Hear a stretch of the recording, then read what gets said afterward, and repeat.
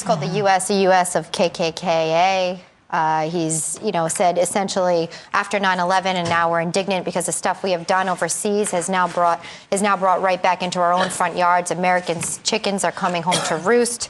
He's made comments that the Reverend, not Obama, and made comments about suggesting that government run by white rich men has injected HIV into Black Americans.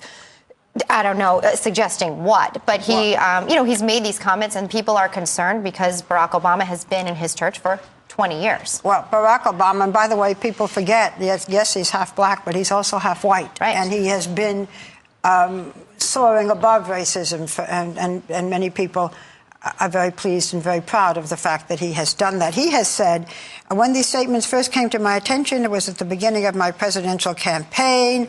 I made it clear that I strongly condemned Reverend Wright's comments, but because Reverend Wright was on the verge of retirement and because of my strong links to the Trinity faith community, I did not think it appropriate to leave the church. I categorically denounced his statement, etc. So he's in a very difficult position, and some people are wondering, is it going to affect the delegates' vote?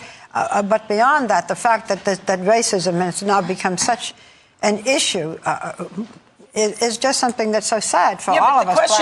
But the question is, should he be tainted by the Reverend's words? Mm-hmm. That is really the discussion. When he has denounced it. When he has denounced it, and other people have denounced many things that their campaigns have said. But he has attended this church for 20 years. This is where I have the problem. He just recently decided to denounce his statements when it's been 20 years of sitting there listening. If you do push-ups for 20 years straight, are you going to have a strong chest? Yes, at the end of 20 years, to suggest that something you've been an active participant in doesn't affect you and doesn't create, who you are, have anything to do with who you are and what your thoughts are, I think that's a bit naive. I also think that, this has been a spiritual advisor. He's baptized his children. He's married both he and his wife. He took a segment from this Reverend's speech, The Audacity of Hope, and made it the title of his book. To say that he has just now distanced himself concerns me, because I think that they have a long-standing relationship. But it's not as just though he was passively sitting there in the crowd. How many people, nobody can even say that they have people in their family that are crazy. How many people you got that uncle that you lock up in the attic because you know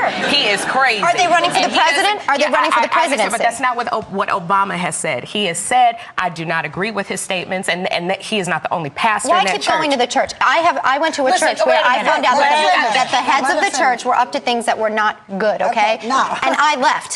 I said, I don't want to be a part of that at all. I want to speak to that because my family still is Catholic.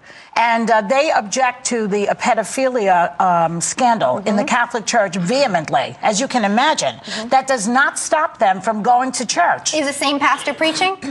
It is not one or another pastor. Cardinal Law, who was one of the perpetrators of pushing these priests to another parish, is now working at the Vatican under the Pope. So that doesn't mean that my aunt and my uncles agree with that position of the Catholic Church, but they go to church because they want to light a candle, because they believe in God. Yes. And they believe in Christianity. So would you attend this church with him saying the things he said? You can't indict my family because they go to a church that committed sins.